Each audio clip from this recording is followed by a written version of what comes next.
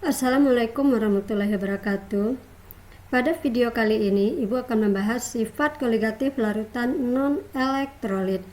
Pada video ini, Ibu khusus membahas soal dengan pembahasannya, yang itu tentang larutan non-elektrolit. Jadi soalnya tentang non-elektrolit aja terlebih dahulu. Baiklah, kita mulai dari soal yang pertama. Soal yang pertama itu adalah tentang tekanan uap, penurunan tekanan uap. Soalnya, tentukan penurunan tekanan uap jenuh air jika ke dalam 450 gram air dilarutkan 68,4 gram sukrosa, di mana rumus sukrosa itu adalah C12H22O11. Tekanan uap air pada temperatur 28 derajat Celcius adalah 28,35 mm Hg.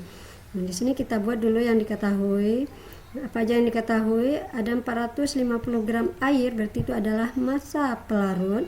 Kemudian ada 68,4 gram sukrosa, berarti itu adalah massa sukrosa atau massa zat terlarut. Kemudian kita bisa tuliskan juga MR air, itu adalah 18. MR dari sukrosa C12H22O11 itu 342. Kemudian ada tekanan uap air pada temperatur 28 derajat Celcius adalah 28,35 mm Hg. Berarti itu adalah P0.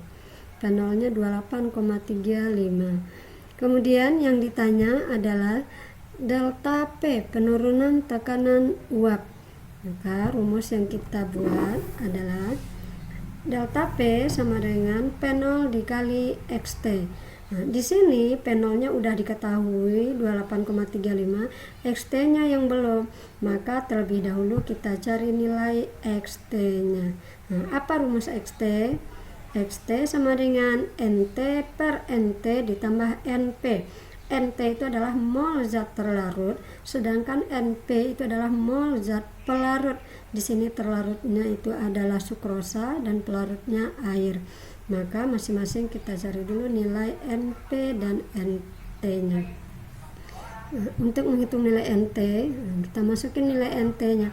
NT-nya 68,4 dibagilah MR sukrosa tadi, dibagi 342, diperolehlah hasilnya 0,2 mol. Kemudian NP-nya, masanya tadi 450 gram, dibagi MR air 18, maka didapat hasilnya 25 milimol. Nah, berarti di sini NT-nya udah dapat, NP-nya udah dapat, maka bisa kita hitung XT-nya. XT sama dengan NT. Nah, masukin nilai NT-nya. NT-nya 0,2 masukin, kemudian NP-nya NP-nya 25. Maka didapatlah hasilnya 0,079 atau dibulatkan menjadi 0,08. Nah, kita hitung, baru kita hitung delta P-nya. P0 dikali XT, P0-nya udah ada, XT-nya udah kita peroleh tadi. Maka dimasukilah nilai P0-nya 28,35 dikali 0,08, diperolehlah hasilnya 0,227 mm Hg. Nah, inilah jawaban soal yang nomor 1 tentang penurunan tekanan uap. Sekarang kita lanjutkan soal yang nomor 2. Soal yang nomor 2 itu adalah tentang kenaikan titik didih. Nah, soalnya, ke dalam 400 gram air dimasukkan 36 gram suatu zat non-elektrolit, sehingga larutan mendidih pada temperatur 100,26 derajat Celcius. Berapakah massa molekul relatif zat itu? Nah, di sini diketahui Kb airnya 0,52 derajat Celcius per molar. Sama, kita buat dulu yang diketahui. Apa aja yang diketahui? Di sini ada 400 gram air, berarti itu adalah massa pelarut. Kemudian ada 36 gram zat non-elektrolit, kita tidak tahu zatnya apa. Di sana massanya itu adalah 36 gram, berarti massa zat terlarut. Kemudian MR air itu dari ketahui tadi 18. Kemudian ada larutan mendidih, berarti ini adalah titik didih larutan. Titik didih larutannya adalah 100,26 derajat Celcius. Kemudian Kb-nya 0,52 derajat Celcius per molar. Kemudian yang ditanya di sini adalah MR, massa molekul relatif. Nah, kita tahu MR itu ada di dalam molalitas, yaitu molalitas gram per mr kali 1000 per V. Nah, maka di sini karena diketahui titik didih larutan, maka bisa kita hitung dulu nilai delta TB-nya. Selisih dari titik didih larutan dikurangi titik didih pelarut. Kita tahu di sini titik didih pelarut itu adalah 100 derajat Celcius untuk pelarut air. Maka diperolehlah nilai delta TB-nya 100,26 dikurangi 100 derajat Celcius, didapat hasil 0,26 derajat Celcius. Jadi delta TB-nya udah kita dapat 0,26 derajat Celcius. Maka selanjutnya bisa kita tuliskan rumusnya, delta TB sama dengan KB kali M. Nah, di dalam molalitas inilah ada nanti terdapat MR. Nah, maka kita masukin nilainya. Delta TB udah didapat tadi 0,26 sama dengan KB-nya tadi udah ada 0,52 Celcius per molar, maka yang dihitung molalitas. Maka didapatlah M-nya 0,26 dibagi 0,52 diperolehlah 0,5 molar. Nah, udah dapat molar, bisa kita hitung MR-nya, di mana rumus molar adalah gram per mr kali 1000 per P.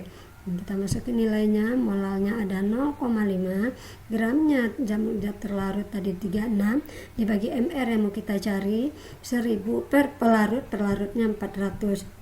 Maka diperolehlah hasil MR-nya, hasil perkalian ini yang bisa kalian hitung, didapat 180. Nah, ini jawaban soal yang nomor 2. Sekarang kita lanjut ke soal yang nomor 3. Soal nomor 3 yaitu adalah tentang penurunan titik beku. Soalnya, suatu senyawa karbon mempunyai rumus empiris CH2O. Rumus empirisnya CH2O. Larutan 72 gram senyawa itu dalam 400 gram air membeku pada temperatur min 1,86 derajat Celcius. Tentukan rumus molekul senyawa tersebut. Nah, jadi di sini ditanya rumus molekulnya apa dari rumus empiris yang diketahui CH2O, di mana Kf airnya 1,86 derajat Celcius per molar. Baiklah, kita buat dulu yang diketahui. Nah, apa aja yang diketahui? Di sini ada 72 gram senyawa itu, berarti senyawa zat terlarut ya, yang dilarutkan itu adalah suatu larutan 72 gram senyawa itu dalam artian non elektrolitnya, masanya 72 gram dan massa airnya 400, massa senyawanya 72 gram. Kemudian MR air itu adalah 400, MR senyawanya kita belum tahu. Kemudian membeku pada, berarti itu adalah titik beku larutan ya, membeku setelah dimasukin senyawa 72 gram senyawa ke dalam 400 gram air, kemudian membeku pada temperatur min 1,86, berarti itu adalah titik beku larutan. Kemudian nilai Kf airnya 1,86 derajat Celcius.